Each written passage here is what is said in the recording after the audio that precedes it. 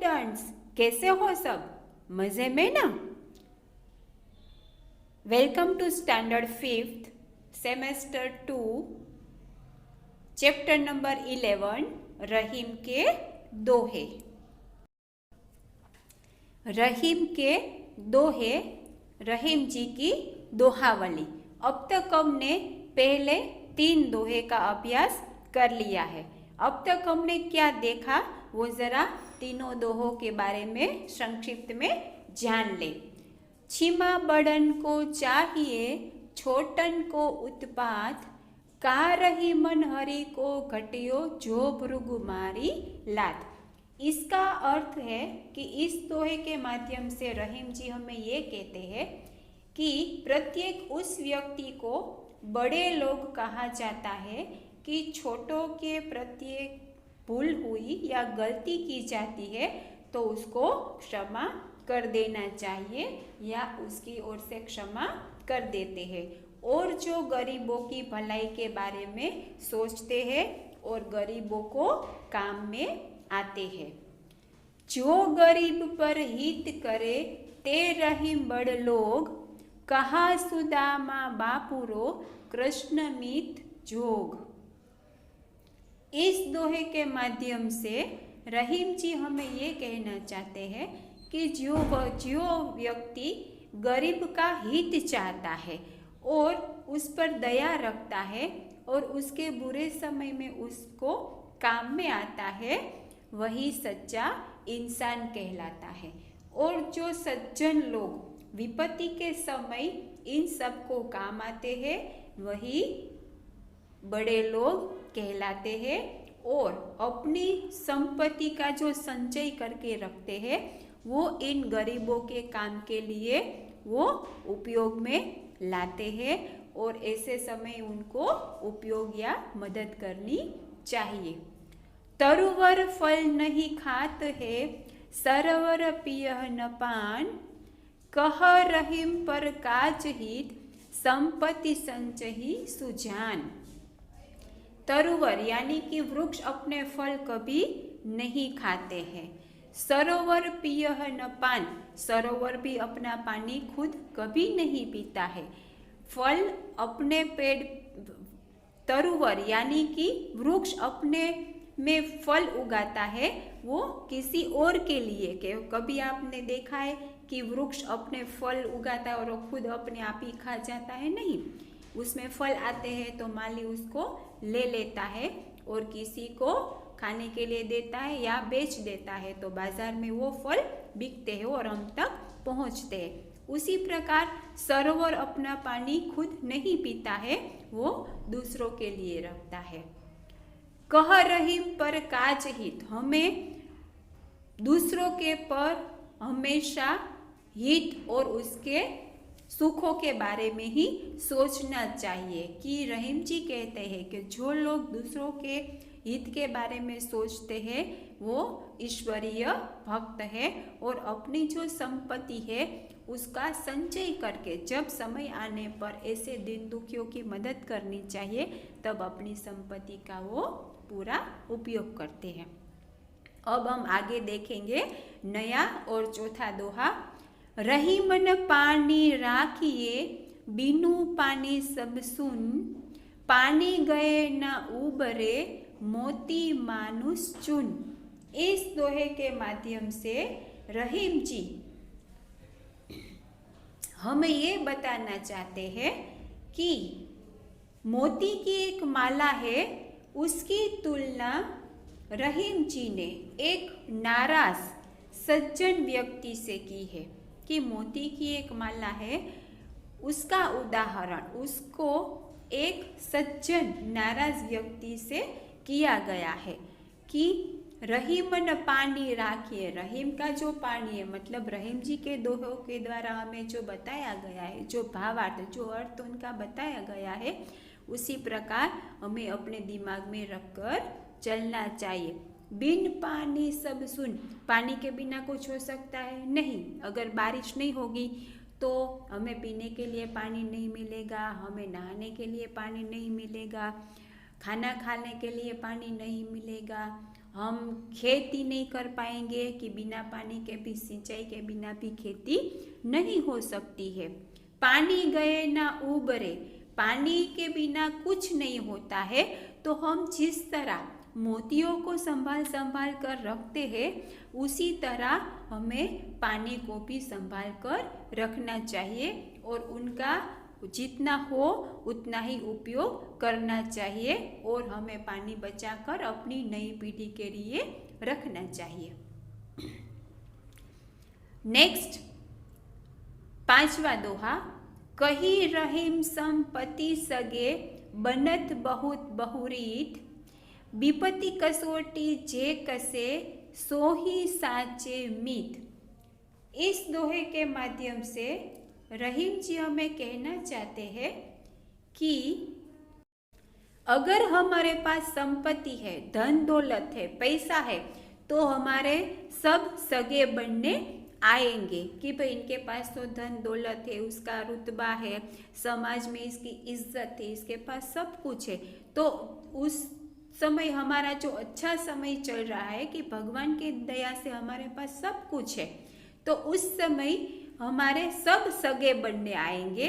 और जब हमारे साथ कोई विपत्ति का समय आएगा या ऐसी कोई कसौटी के समय हमें ऐसी विपत्ति आ जाएगी कि जब हमारे पास कुछ भी नहीं है, नहीं पैसा है, नहीं धन दौलत, नहीं रहने के लिए घर, खाने के लिए खाना, पहनने के लिए कपड़े, ऐसी हमारी परिस्थिति हो या कभी ऐसी हमारी परिस्थिति आए, तो उस समय हमें कोई नहीं बुलाता।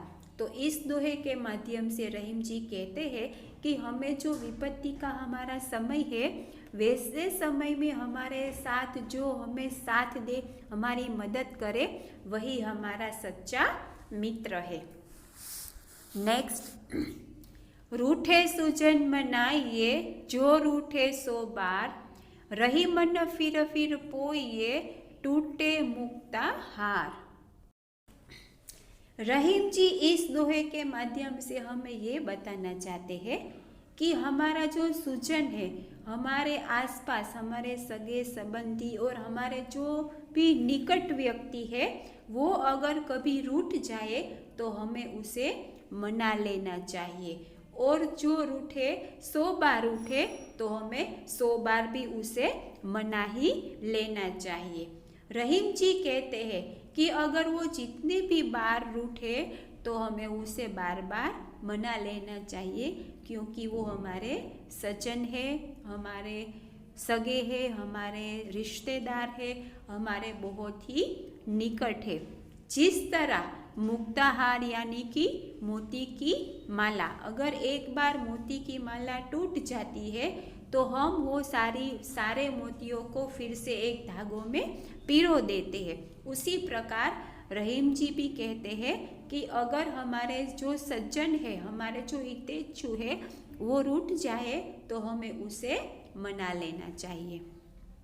नेक्स्ट, बिगड़ी बात बने नहीं, लाख करो किन कोई, रही मन फाटे दूध को मथे न माखन होय।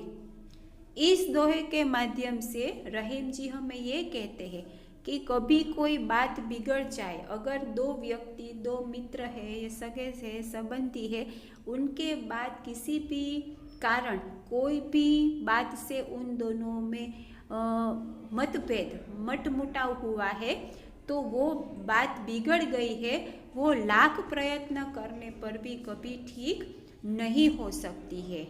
जिस तरह एक बार दूध फट जाता है किसी प्रकार से भी, तो उसको हम कितना भी मथ ले तो उनमें से माखन निकलता ही नहीं है। उसी प्रकार जिस तरह एक बार बात बिगड़ गई, उसको लाख प्रयत्न करने से भी वो सुधर नहीं सकती। जिस तरह एक बार दूध बिगड़ जाता है तो उसको कितने ही बार हम मथ ले तो उसमें से मक्खन नहीं निकलता है।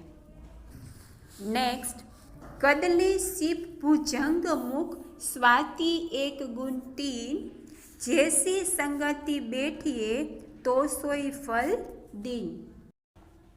कदली का अर्थ है केला शिप यानी कि शंख जो हमें दरियाई किनारों पर मिलते हैं और हम वहां पर ही उसको देख पाते हैं। भुजंग मुख यानी कि सांप का मुख। स्वाति 1 गुण 3, ये सभी अलग अलग क्षेत्रों से, देखो केला है तो एक फल का प्रकार है, ये फल में आता है। शिप है तो वो हमें दरिया किनारे मिलता है, वो हमें देखने में अच्छा लगता है, वो हम घर में सुशोभन के लिए भी रख सकते, इसको मंदिर में भी हम रख सकते। भुजंग मुख यानी कि सांप, हम सांप को अपने घर पर और अपने साथ नहीं रख सकते।